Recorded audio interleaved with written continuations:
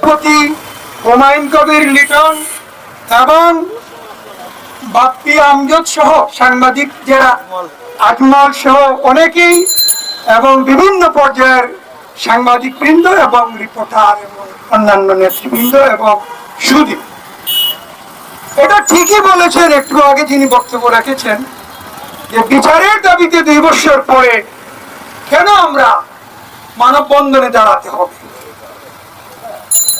এই জুলাই শুধু একটি সরকার পরিবর্তনের জন্য এটা হয় না, এটি দীর্ঘ ফ্যাসিবাদ, দুঃশাসন এবং মানবাধিকার হরণ সহ মানুষের একটি ক্ষোভের জায়গা থেকে এই গণঅভ্যুত্থান হয়েছে।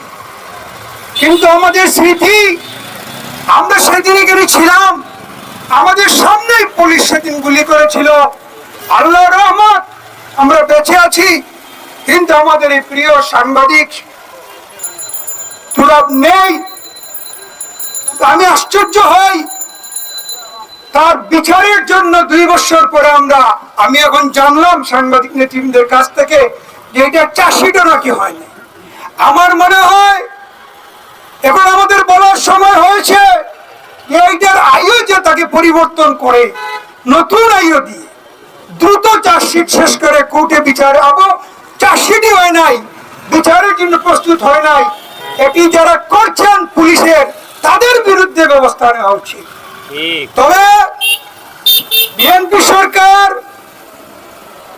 এই জুলাই আবু সাঈদ সহ, মুগ্ধ সহ, তুরাব সহ হাজারো যারা শহীদ হয়েছেন তাদের রক্ত মধ্য দিয়ে এই 24-এর পরে যে নতুন বাংলাদেশে বিএনপি জুলাই যোদ্ধাদের সুচিকিৎসা, পুনর্বাসনে অত্যন্ত আন্তরিক এবং এই সমস্ত নির্যাতনকারীদের এবং পুরো ফ্যাসিবাদের কালের যুগের সময়ের নির্যাতনকারীদের বিচার বিএনপি করবে ইনশাআল্লাহ।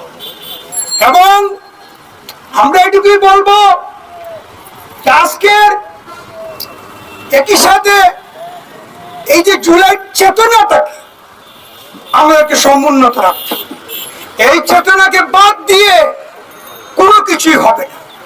কারণ এদেশে যে ফ্যাসিবাদের আজকে অবস্থা সৃষ্টি হয়েছিল, আজকে একটি নির্বাচিত সরকার, জনগণের ভোটের সরকার নির্বাচিত হওয়ার পরে মানুষের বাক স্বাধীনতা সহ সকল দিক প্রতিষ্ঠিত হয়েছে।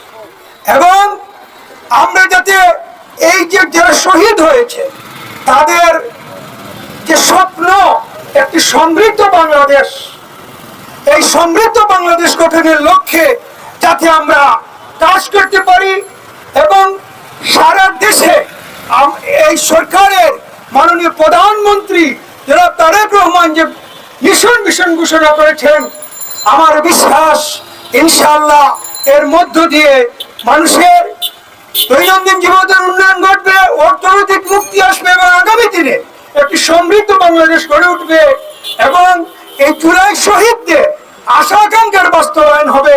এই আশা, এই প্রত্যাশা রেখে